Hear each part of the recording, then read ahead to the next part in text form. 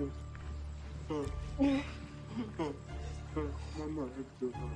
what?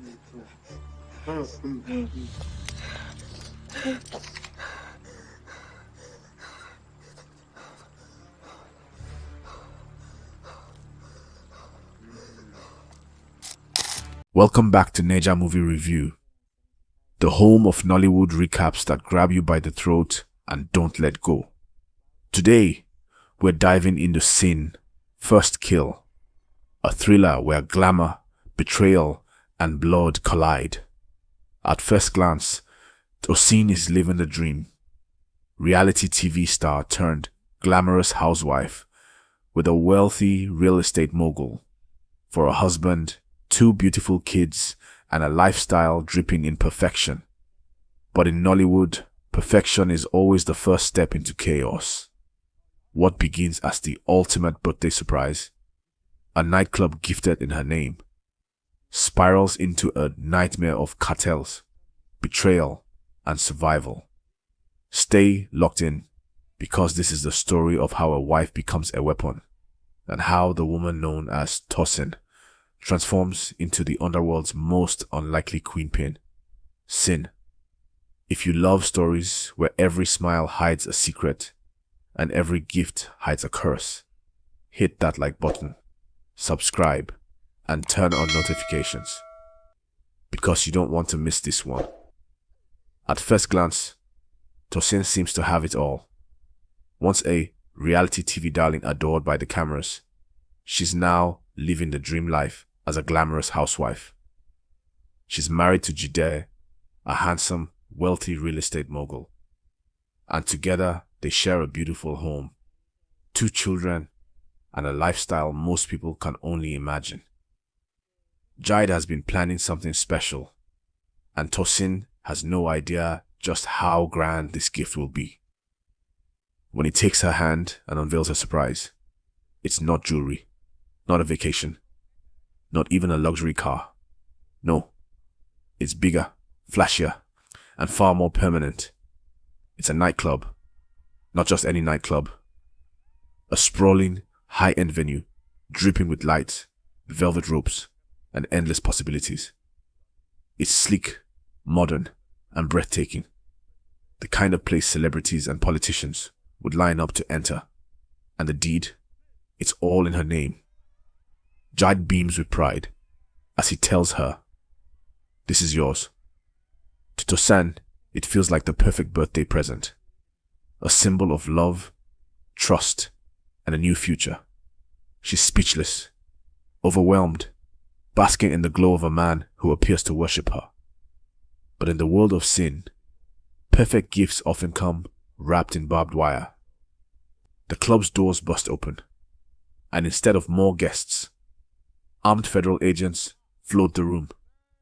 The music cuts, screams ripple through the crowd, and before Tosin can even process what's happening, Jide is slammed against the wall, wrists twisted into cold steel handcuffs.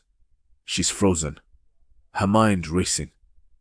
This has to be a mistake. Jide is a businessman, a respected figure. Why would the police storm their celebration like criminals were inside? The answer comes fast and merciless.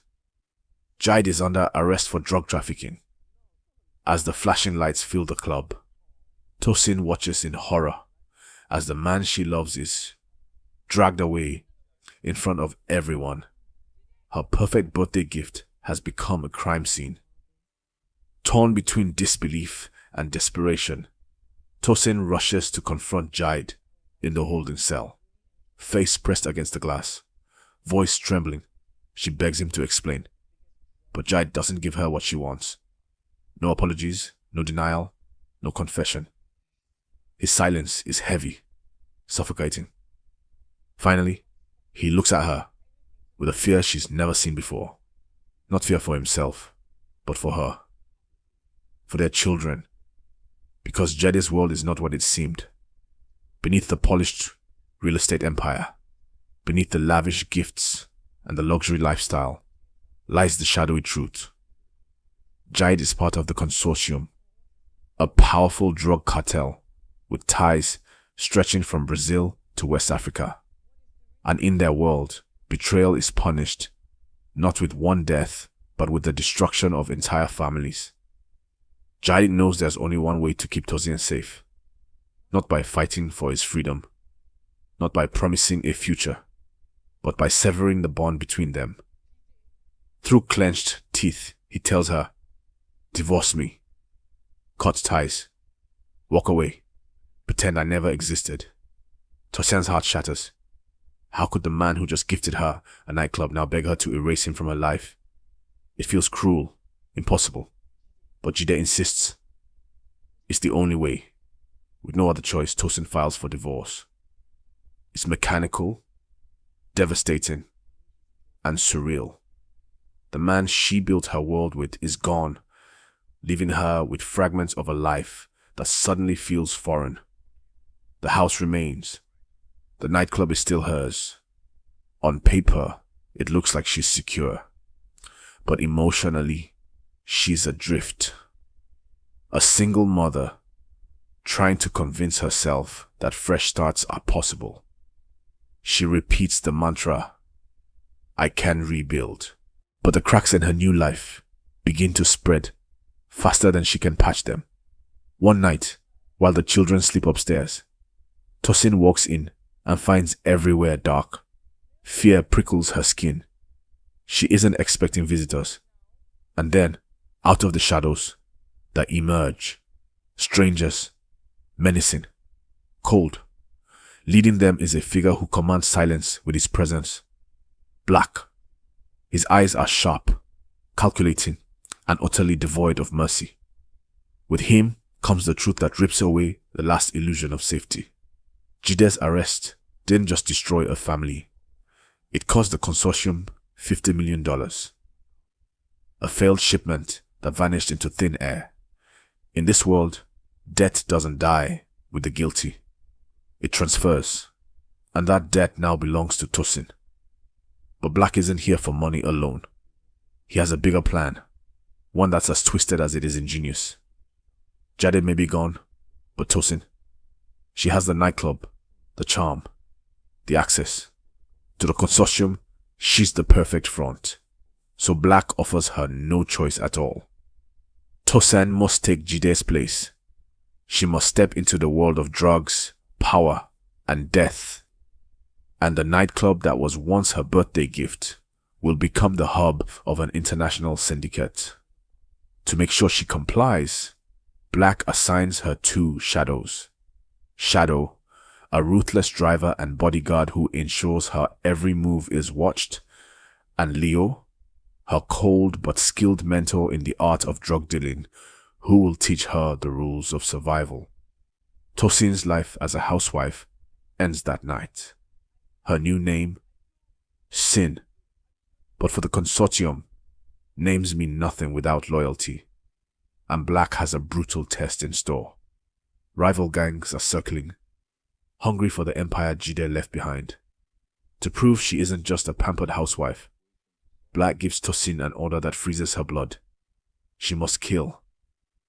Her target? A rival who threatens the syndicate. The price of failure? Her children's lives. Tosin's hands shake as she holds the gun.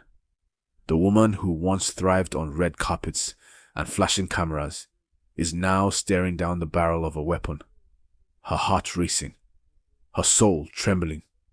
In a desperate act of defiance, she turns the gun, not on the rival, but on Blaq himself. It's bold, reckless, a flash of the woman she used to be, unwilling to bend. But when the moment comes, her courage falters. She can't pull the trigger. Blaq smirks, amused by her weakness. He taunts her, certain she doesn't have what it takes to survive. And then, a gunshot splits the air. The rival falls. Blood stains the ground.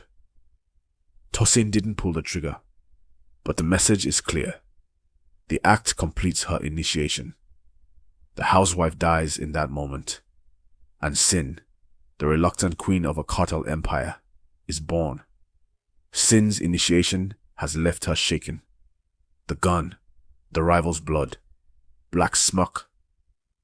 All of it still lingers in her mind, but there's no time to grieve the woman she once was. Blaq makes it clear. Hesitation is weakness, and weakness has no place in this world. Her nightclub, once a birthday present, is now a machine, pumping drugs, laundering money, and attracting enemies. Every night the music thunders, the lights flash, and behind the scenes, transactions shift millions. This is where Leo comes in. Cold, calculating, and ruthless, he becomes her mentor. His lessons are brutal, never sugar-coated. He teaches her how to read people, how to negotiate with wolves in human skin, and, most importantly, how to command respect. At first, Sin stumbles. Her charm can only get her so far. The men around her sneer, mocking the idea that a housewife could run an empire. But Leo reminds her, fear is a currency. Spend it wisely. With Shadow constantly looming behind her, enforcing her orders with silent menace, Sin begins to adapt. Every deal she closes, every rival she intimidates, chips away at her old identity. But no matter how much she tries to bury Tosin, the mother in her can't be silenced. At night, when the house is quiet and her children sleep, she stares into the darkness and wonders, is this survival? Or am I becoming the very monster I fear? The pieces are clicking into place. Jay realizes a cruel truth. Tosin is deeper than just neck deep in Black's world. She's entangled in $50 million of his empire's vices. And there's no crawling out without a fight. Jide's fear for her life overrides every instinct. He doesn't hesitate. He's ready to betray everything. Names, dates, dirty trails, if that's what it takes to save her. Zach, his lawyer, leans forward. The deal is on the table. A way out. But Jide isn't listening to promises of leniency. He's focused on one thing. Instructions for his wife. I would give some instructions to Zach, he says, and make sure to follow them to the letter. In another part of town, life carries on with a mask of normalcy. Toke returns, brimming with new plans. A reality show she hopes to sell to Amazon Prime. Bright smiles, laughter, banter about fashion and fame. But beneath the sparkle, the shadow of Black's empire lurks, touching every life in ways the cameras will never show. Meanwhile, the walls close in tighter. Tosin finally agrees to talk. She will reveal everything about Nova, everything about Blaq. But the price is steep, and Jide must testify as well. At the highest levels, arguments rage. Interpol agents beg for more time, warning that moving too fast will put lives at risk. The criminals we're facing are ruthless. They insist. Their tentacles reach far and wide. But politics drowns out caution. The judge wants to hear it all, in person, today. And in Nigeria, once politics is involved, there's no turning back. In court, Nejide bows to the inevitable.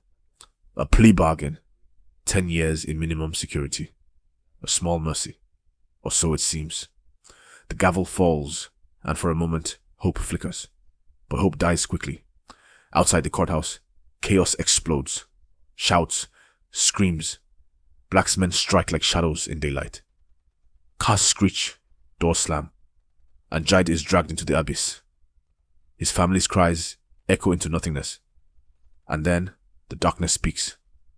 Blaq emerges, cloaked in menace. His voice calm, deliberate, terrifying. Jide knew the rules. He broke them. That is why he had to die. The consortium values loyalty above all else.